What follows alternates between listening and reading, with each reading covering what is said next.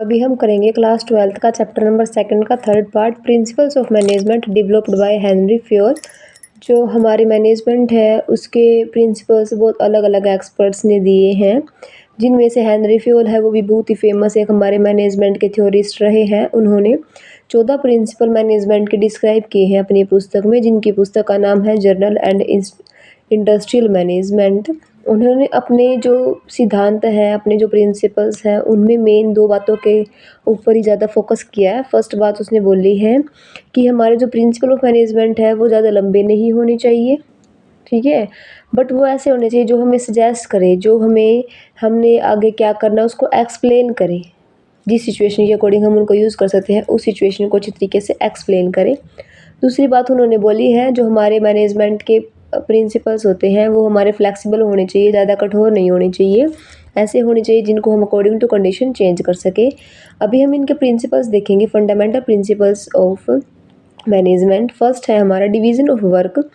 इन्होंने बोला है, हम इनके फर्स्ट जो मैनेजमेंट का प्रिंसिपल है उसके अंदर हमें कार्य का विभाजन कर देना चाहिए, काम का बंटवारा कर देना चाहिए।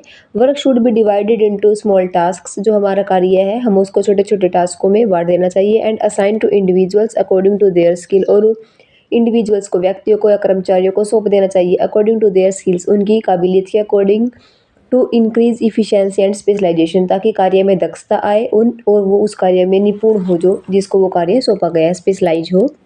सेकंड है हमारा अथॉरिटी एंड रिस्पॉन्सिबिलिटी, अधिकार और उत्तरदायित्व या फिर जिम्मेदारी। Authority and responsibility should be hand in hand. पहले उन्होंने बोला कार्य सौंप दिया जाए, तो कार्य सौंपने के बाद साथ ही उसको जिम्मेदारी दे देनी चाहिए, साथ ही उसको रिस्पॉन्सिबिलिटी और अधिकार दे देना चाहिए। Manager must have to authority to give order and the responsibility to ensure the work. जो मैनेजर है वो इसके मस्ट हैव द अथॉरिटी, उसके पास ऐसी अथॉरिटी होती है कि वो उनको ऑर्डर दे कार्य करने के लिए इंडिविजुअल्स को, and responsibility to ensure work in is done, और उसकी जिम्मेदारी होती है उस कार्य को पूर्ण कराने के लिए। उसके बाद हमारा थर्ड आता है डिसिप्लिन। डिसिप्लिन का अर्थ होता है कानून, नियम या फिर अनुशासन।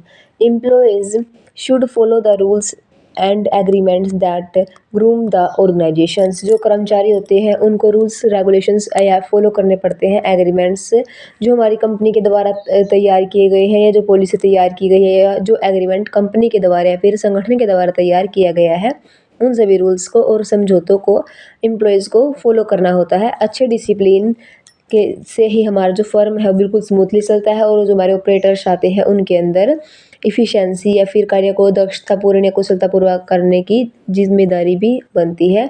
यूनिटी ऑफ कमांड, जो कमांड दी गई है, कमांड की एकता कह सकते हैं, फिर आदेश की एकता।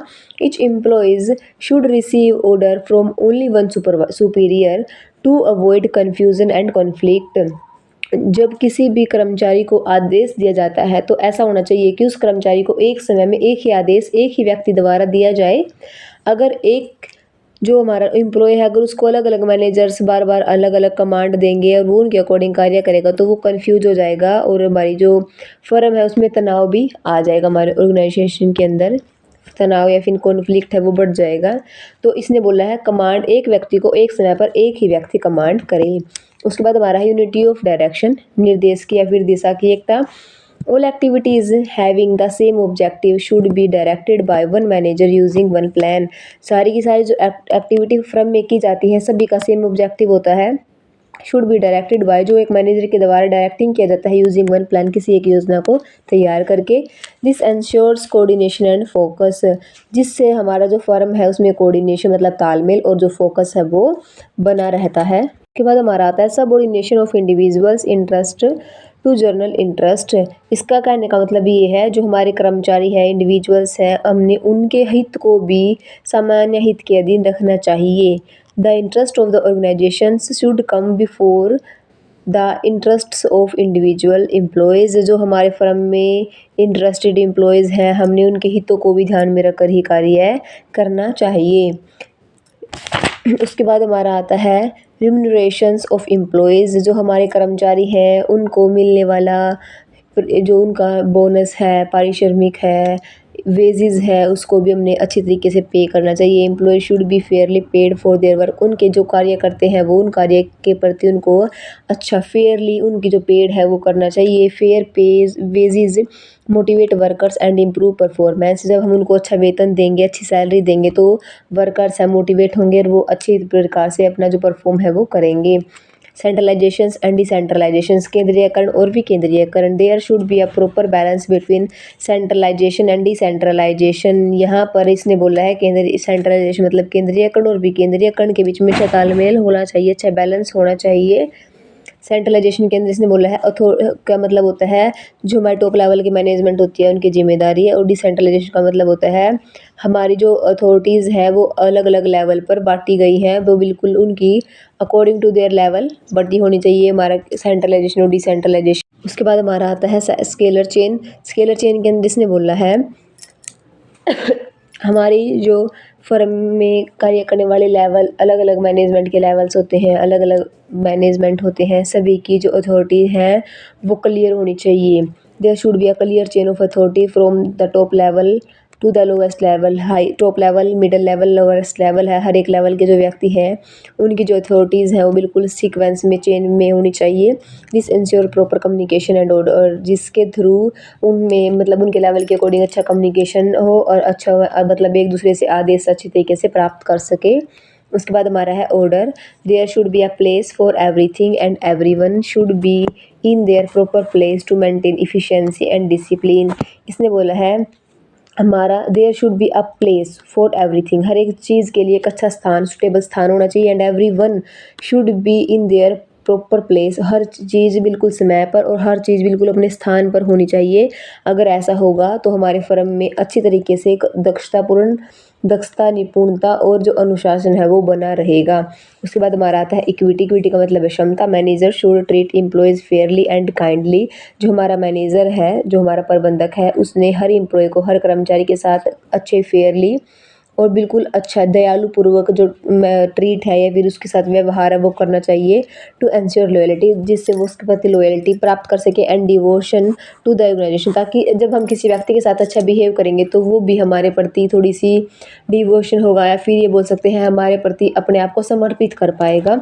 इसलिए इक्विटी का भी प्रिंसिपल है इसने मैनेजमेंट के अंदर दिया है। उसके बाद हमारा आता है stability of personnel. Stability of personnel के अंदर इसने बोला है हमारे जो कर्मचारी फर्म में है वो स्टेबल होना चाहिए। ऐसा नहीं है कोई आ रहा है कोई जा रहा है, इससे हमारा जो फर्म है उसके अंदर स्टेबिलिटी नहीं रहेगी। फर्म का जो कार्य है उस पर भी बहुत ज़्यादा प्रभाव पड़ेगा, प्रोडक्शन पर भी प्रभाव पड़ेगा, और जो कर्मचारी के अंदर बार बार रिप्लेसमेंट, रिक्रूटमेंट ये होते रहेंगे तो फर्म में खर्चा भी बहुत ज़्यादा होगा।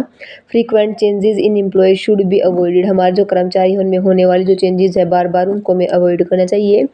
Stability of staff improves efficiency, जब हमारे जो स्टाफ वो फर्म में बना रहेगा तो इससे हमारे फर्म के अंदर दक्षता आएगी और जो ट्रेनिंग की कॉस्ट है वो कम होगी। इनिटेटिव का मतलब होता है पहल क्षमता या फिर खुद सोच विचार करने की क्षमता।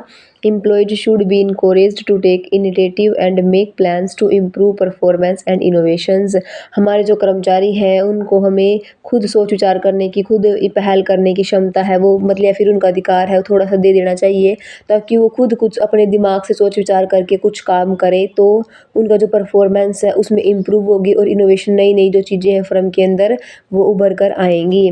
उसके बाद हमारा आता है स्पिरिट डे क्रॉप। इसका मतलब होता है हमारे जो कर्मचारी है वो बिल्कुल उनके अंदर यूनिटी की भावना रहे। Management should promote team spirit, unity and harmony among employees, जो हमारा प्रबंधक है, हमारा जो प्रबंध है उसे हमारे जो फर्म इस तरीके से कार्य करना चाहिए उसने कि हमारे जो फर्म के अंदर कार्य करने वाले लोग हैं उसमें बिल्कुल यूनिटी, एकता बनी रहे, वो एक दूसरे के साथ बिल्कुल मतलब उनके स्मूथ उनका रिलेशन हो, बिहेवियर हो सभी के साथ हमारे एम्प्लॉयज़ का। इससे हमारा जो फर्म है उसके अंदर कॉर्पोरेशन और मोरालिटी की भावना है वो बनी रहती है। इसके अंदर क्या चीज़ भी कह सकते हैं हम, एक मैनेजर को इस तरीके से कन्वर्सेशन करनी चाहिए अपने वर्कर्स के साथ, जो हमारे वर्कर्स है उसके अंदर मैं की भावना ना होकर हम की भावना आए। ये हमारे थे management principle of management by Henry Fayol.